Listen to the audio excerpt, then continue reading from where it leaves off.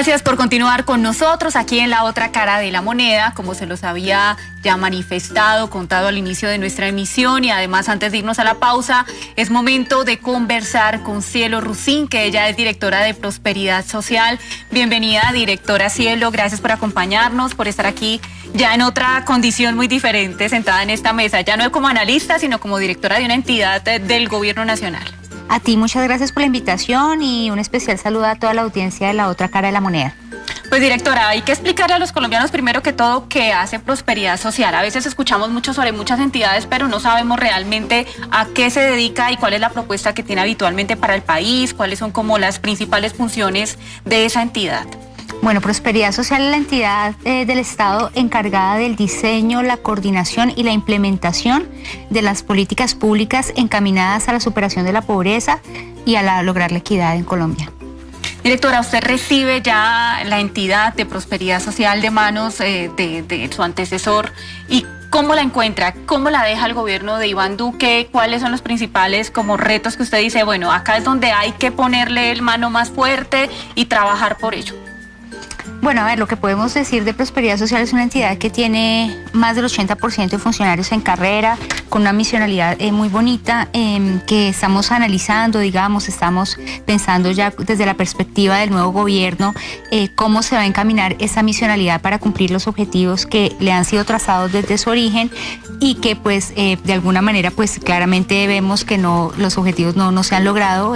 Digamos, enfrentamos grandes desafíos precisamente en materia de pobreza, de inequidad. Es una entidad que dentro de sus misionalidades básicamente, digamos, todo lo que concierne las ayudas a los sectores más vulnerables, o sí, digamos el acompañamiento, se ha centrado mucho en el sistema de transferencias, un sistema que está disperso por sectores poblacionales de acuerdo a las necesidades. Por ejemplo, pues los más conocidos, que los colombianos están muy familiarizados, está Familias en Acción, Jóvenes en Acción, recientemente lo del IVA, Ingreso Solidario, que fue una transferencia que se concibió para hacer frente a la emergencia, a la pandemia, que tenía una vigencia predeterminada que va hasta el 31 de diciembre. Y pues es una entidad que abarca muchas funciones o misiones que en últimas, digamos, que podrían ejercerse o garantizarse desde los ministerios. Por ejemplo, hay allí actividades de infraestructura, de mejoramiento de vivienda, que lo podría, digamos, llevar a cabo el Ministerio de Vivienda, infraestructura, por ejemplo, transportes. Ahí tenemos la posibilidad, por ejemplo, de adelantar proyectos de placa huella, en fin. Y de hecho, pues una de las apuestas del presidente es que esta entidad de alguna manera se reestructure, se reforme un poco y que tienda al fortalecimiento de los ministerios, y que su misionalidad también como que la vuelva a pensar, la estamos volviendo a analizar, a concebir, para diseñar unas políticas públicas, digamos, más encaminadas a la superación de los desafíos que allí enfrentamos, de las tareas, pero no desde una visión asistencialista,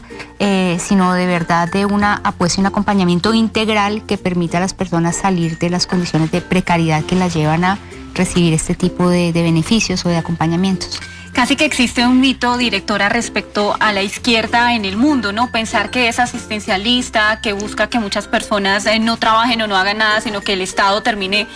pagándole la mayoría pues digamos, de acceso a diferentes servicios y entre otros, ¿no? Es decir, que termine siendo un Estado que subsidie y subsidie y subsidie. Respecto a los subsidios que tiene actualmente, por ejemplo, Prosperidad Social, ¿que han pensado mantenerlos, agregar otros, quitar algunos? Sí, pues digamos los que ya existen y los que no, pues aparte del ingreso solidario, que como lo decía fue una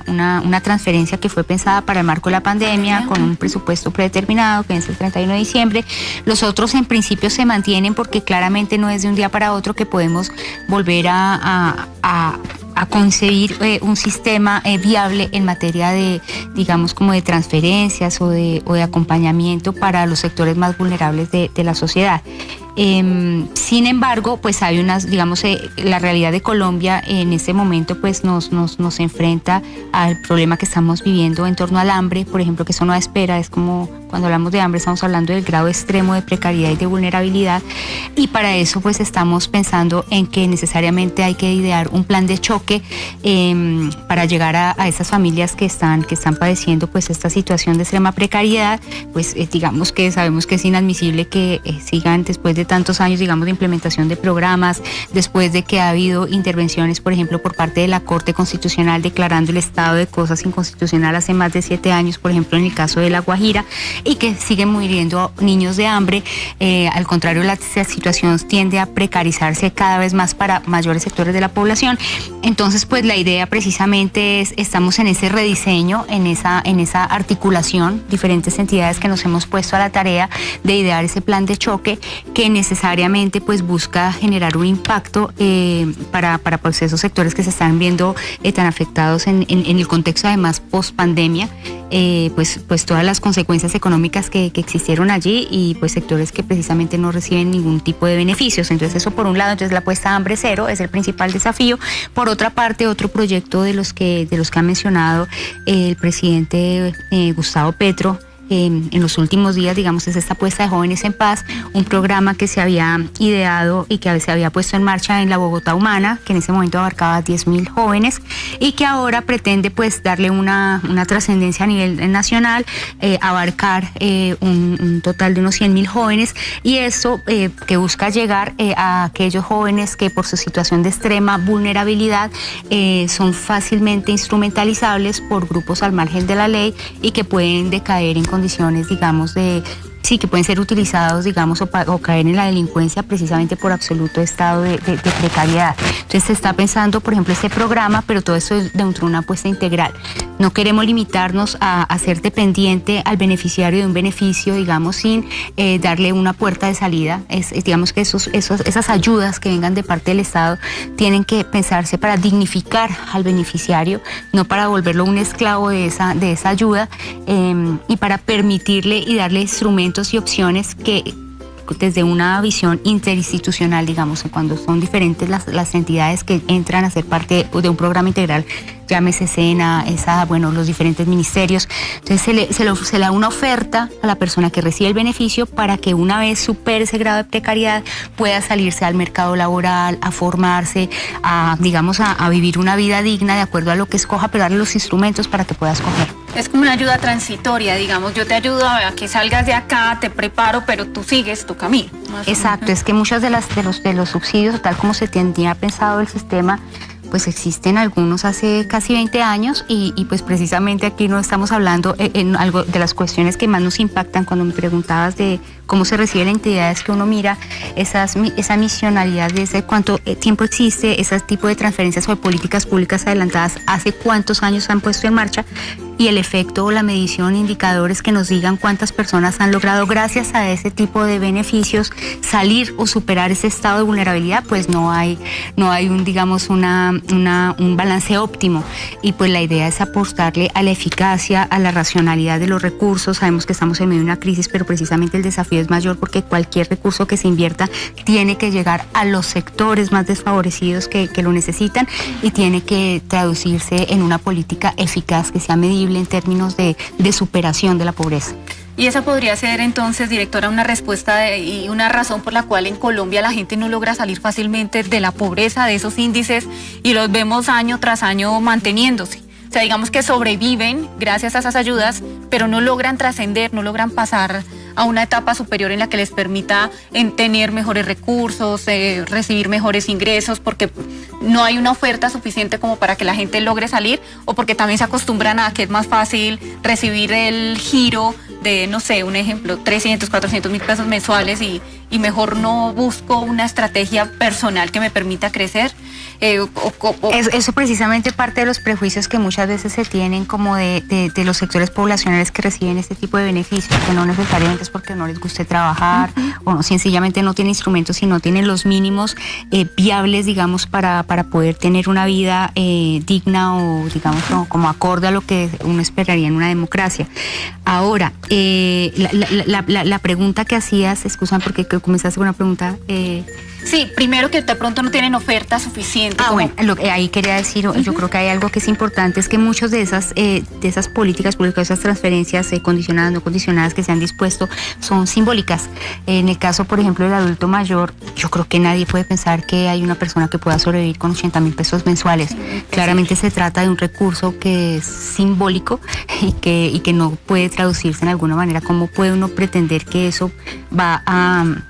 favorecer? Exacto. Ni siquiera es un pañito de agua tibia, ni no siquiera, alcanza. ni una curita. Entonces, por ejemplo, en el caso de adulto mayor, el presidente hablaba, él apunta a un ideal en el que un adulto mayor, o sea, ojalá se lograra una renta básica universal para digamos, para todos los sectores que están en condición de precariedad. Pero en el caso de los adultos mayores, él decía un ingreso de 500,000 pesos, es un ingreso ya más razonable en el sentido del costo de la vida y con el que pues claramente ya sería algo más racional en el sentido de que sirva para algo, para como medio de subsistencia temporal o de asistencia para tener los mínimos que debe garantizar el Estado, digamos, los mínimos de supervivencia.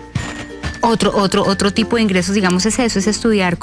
y todo eso es lo que estamos analizando. Uno de los problemas que enfrentamos, por ejemplo, es de la focalización, que también tiene pues muchas, digamos, un sistema que también tiene parte de perversidad en el sentido que se discrimina a los grupos poblacionales o las personas a las que se les debe dar el ingreso,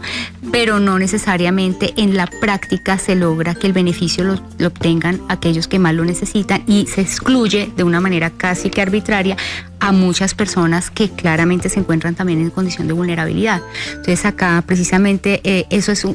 hace parte como del modelo neoliberal, esa focalización. Casi que aquí al contrario, desde el punto de vista del progresismo le apostaríamos más a sistemas universales, digamos, o sea, como que no haga ese tipo de discriminación o que en todo caso, producto de esa necesaria focalización ante los límites que tenemos de recursos, pues nunca se excluyan a sectores que claramente necesitan algún tipo de apoyo institucional.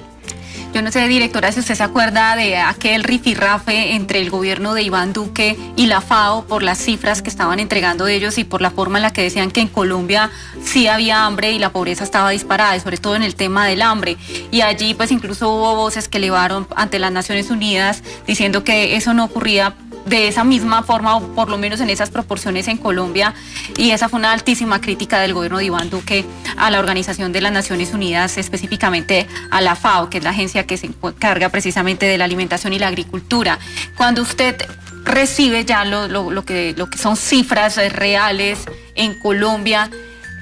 ¿tenía o no tenía la razón la FAO en cómo estamos en esa materia? A ver, yo creo que la discusión allí era como más de cara a mal de muchos consuelo de tontos. Sí, pero no nos miren hacia Colombia porque es que claramente los países vecinos están peor. Y yo creo que ese no es un argumento, porque lo único cierto es que hoy es una realidad que Colombia es el segundo país más desigual de América Latina, uno de los países más inequitativos del mundo, y estamos hablando de que en este momento hay más de 7 millones de colombianos en pobreza extrema. Si miramos a nivel de hogares, las cifras las tengo y no quiero equivocarme, digamos, pero son más aproximadamente 4 millones de colombianos que están en condición de pobreza. Entonces los primeros en pobreza extrema, que son como 3 millones de hogares, pobreza simple, 4 millones de hogares, y lo que eso nos arrojaría si contamos por individuos, y en condición de vulnerabilidad estamos hablando que hay más de 1.300.000 hogares en Colombia. Si eso lo traducimos en personas, pues estamos hablando de un número muy alarmante de lo que es la pobreza, y cuando hablamos de condiciones de vulnerabilidad son personas que están en el límite de la supervivencia, pero que fácilmente con alguna eventualidad de la vida caen en pobreza o en pobreza extrema. Entonces yo creo que ya a partir de esas cifras, pues yo no creo que no lo tiene que decir la FAO ni el Plan Nacional de Alimentos ni nada. Claramente estamos viendo una situación de extrema precariedad, el hambre la estamos viendo en las calles, sabemos que con la pandemia se agravó y se precarizó más digamos como los niveles de los hogares colombianos, que cada vez eran menos los que podían comer 3 comidas al día o una comida al día, y pues sencillamente la realidad está allí, o sea, nos golpea la cara y no nos tiene que decir ningún organismo internacional, hay que hacerle frente y pues claramente es urgente. Hablábamos incluso, directora, hace unos minutos, yo sé que usted se lo encontró acá ya en estudio saliendo a Juan Daniel Oviedo, exdirector del DANE, sobre el tema de la inflación, que también impacta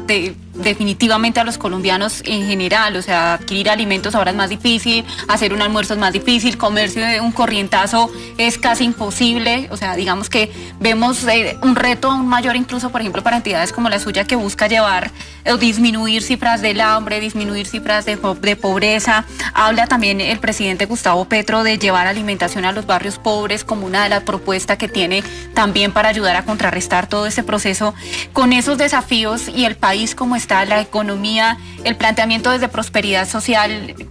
¿cómo se enfoca en medio de todo eso, sobre todo en términos económicos, ¿no? De lo que estamos viviendo con una inflación de 11,44 anualizada? Claramente, desde la conciencia primero, que los problemas que aquejan al diálogo de Colombia y que se agravan, por ejemplo, con la inflación, con la crisis económica, con el tiempo post-pandemia, obedecen digamos, son problemáticas estructurales que no se solucionan como con pañitos de agua tibia, que aquí hay cuestiones de fondo, incluso implica una reforma cultural también de educación, de cómo concebimos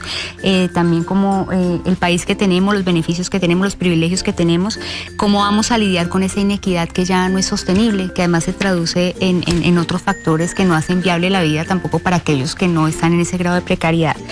Entonces, en esa medida hay una clara conciencia, por ejemplo, de parte del gobierno nacional de que los esfuerzos no pueden ser fragmentados entre ministerios o, por ejemplo, los esfuerzos que haga el Departamento de Prosperidad Social no servirían para nada si no está articulado con las diferentes entidades del Estado.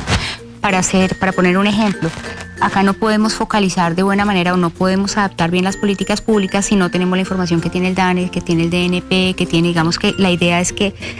tiene que haber una coordinación, una armonización, un entendimiento de la institucionalidad para precisamente lidiar con lo más extremo. Para la misma parte y no sobre todo estamos hablando entonces de la crisis con los alimentos, el problema de la inflación.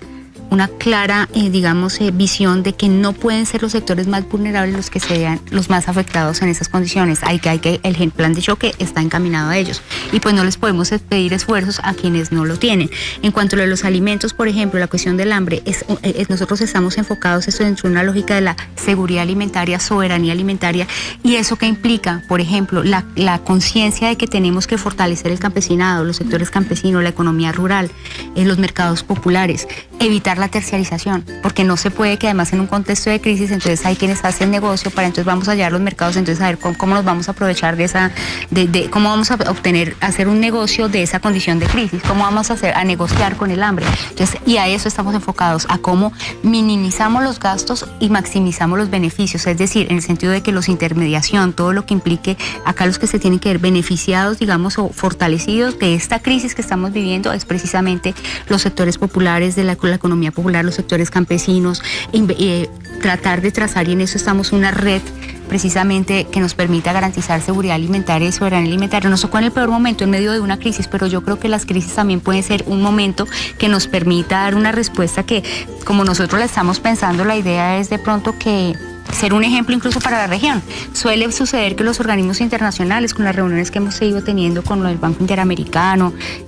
con la misma FAO, con el Plan Nacional de Alimentos, entonces le hablan a uno las experiencias en otros países, de la experiencia que ya han probado. No, Colombia yo creo que no se compara con el tema del narcotráfico, de la corrupción, de la violencia, el conflicto que vivimos. Es un laboratorio que es muy grave, es muy crítico, pero a la vez puede ser incluso acá inspiración para la región en cuanto a la solución y cómo vamos a enfrentar los problemas. Acá hay una clara conciencia además del desafío del cambio climático, de cómo vamos a guiar las políticas públicas de una manera sostenible. Algo que marca una diferencia ya fundamental en estos primeros meses de gobierno. Es un gobierno que le está apostando al diseño de sus políticas públicas a partir de la realidad de los territorios, que no se está pensando idear desde oficinas del centro de Bogotá la política y cómo se van a decirle a la gente, decirle a las señoras del Chocó, esto es lo que ustedes necesitan y defiéndase con esto, o no sé, a la Mojana, en fin, a la Guajira. Estamos yendo al territorio, se está por primera vez concibiendo un plan nacional de desarrollo basado en lo que se ha denominado los diálogos regionales vinculantes, y eso en qué se traduce: participación ciudadana y conocer y escuchar de la gente cuáles son las necesidades de su territorio y así encaminar el programa de gobierno, aterrizarlo, pero de acuerdo a esa realidad. Un plan que se crea de abajo hacia arriba y no al contrario como tradicionalmente se ha hecho. ¿Y eso en qué va a redundar? Y uno aspiraría que así sea, por sentido común, en la eficacia de las políticas públicas, Entonces los esfuerzos se van a concentrar allí donde de eso va a salir un acuerdo de la ciudadanía misma con el gobierno en a dónde vamos a concentrar nuestros esfuerzos. Y eso ya habla de una nueva forma de ejercer el poder, de orientar la política pública. Y yo creo que pues es esperanzador. En medio de la crisis hay esperanza. Digamos que ya hay ciertas estrategias, pero la hoja de ruta definitiva del gobierno va a ser ese Plan Nacional de Desarrollo después de llevar a cabo estos diálogos regionales vinculantes, donde se espera máxima participación de la ciudadanía, porque es la posibilidad de levantar la voz, de contarle a este gobierno en qué condiciones están y de qué manera podrían hacerse las cosas en su territorio, bajo sus estrategias. Cada región funciona diferente, cada lugar tiene además unas costumbres distintas. Ese plan de desarrollo, directora, más o menos para cuándo podría ya decirse Colombia tiene esta hoja de ruta, el gobierno de Gustavo Petro va para allá y allí quedaron condensadas esas ideas y propuestas hechas por los mismos colombianos? Pues a ver, los diálogos regionales no me quiero